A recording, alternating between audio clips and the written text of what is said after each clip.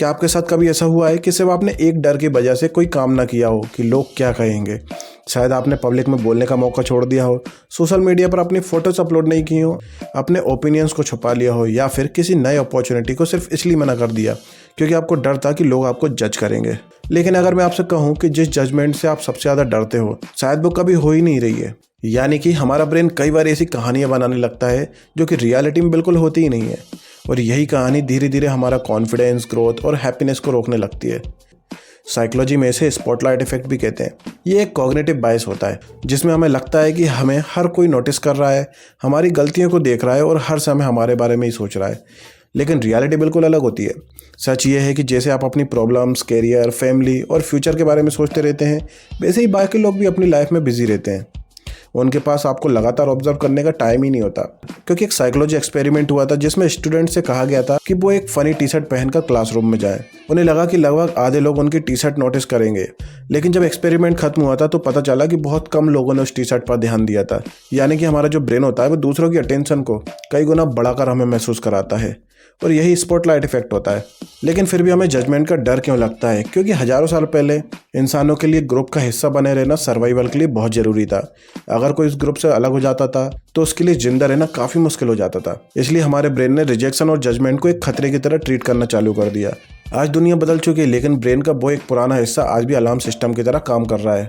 और यही रीज़न है कि जब आप स्टेज पर जाने वाले होते हो, जॉब शुरू करने वाले होते हो, या फिर कैमरे के सामने बोलने वाले होते हो, तो आपकी हार्ट बीट तेज हो जाती है। क्योंकि ब्रेन को लगता है कि अगर लोग आपको एक्सेप्ट नहीं करेंगे तो कुछ बहुत बुरा हो जाएगा। जबकि रियलिटी में ज़्यादातर लोग कुछ मिनटों के बाद सब कुछ भूल जाते हैं।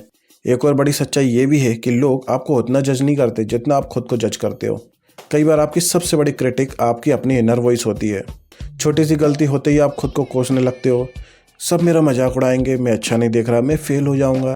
लेकिन क्या आपने कभी इस थॉट का कोई एविडेंस ढूंढा? अक्सर जवाब होगा नहीं, क्योंकि ये फैक्ट नहीं, सिर्फ एक एजम्पशन है। साइकोलॉजी में इसे माइंड रीडिंग बायस भी कहते हैं। इसमें हम बिना किसी प्रूफ के मान लेते हैं कि सामने वाला हमारे बारे में नेगेटिव सोच रहा है। लेकिन सच ये है कि हम किसी का माइंड रीड नहीं कर सकते, इसलिए अपनी बनाई हुई कहानियों को ही रियलिटी मान लेते हैं।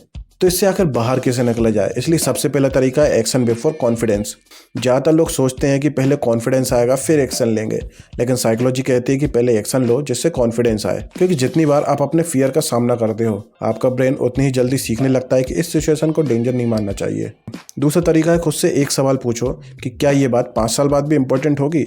अगर आपका जवाब नहीं है तो शायद उस बात पर आज स्ट्रेस लेने की कोई ज़रूरत नहीं है। तीसरा तरीका आता है अपना फोकस बदलो। जब आपका पूरा ध्यान इस बात पर होता है कि आपके बारे में लोग क्या सोचेंगे, तब एंजाइटी बढ़ती है। लेकिन जब आपका ध्यान इस बात पर होता है कि आप दूसरों को क्या वैल्यू दे सकते हो, तब फियर कम होने लगता है। चाहे प्रेजेंटेशन हो, इंटरव्यू हो, या फिर कोई सोशल मीडिया कंटेंट, खुद पर नहीं बल्कि अपने पर्पस पर फोकस करो। इसलिए याद रखो, दुनिया में कोई ऐसा इंसान नहीं है जिसे हर कोई पसंद करता हो। अगर आप कुछ नया करोगे तो आपको लोग सपोर्ट भी करेंगे, इग्नोर भी करेंगे, और कुछ लोग आपको क्रिटिसाइज भी करेंगे। लेकिन अगर आप सिर्फ जजमेंट के डर से रुक जाओगे तो सबसे बड़ा नुकसान वही होगा जो आपने खुद को पहुंचाया है। इसलिए अगली बार जब आपका ब्रेन कहे कि लोग क्या सोचेंगे, तो खुद से सिर्फ एक सवाल पूछो, अगर मैं आज भी डर कर रुक गया तो मेरी ज़िंदगी के बारे में 5 साल बाद मैं क्या सोचूंगा? क्योंकि लोग आपको कुछ मिनटों के लिए जज कर सकते हैं, लेकिन अगर आपने अपने सपनों को छोड़ दिया तो उसका पछतावा शायद आपको सालों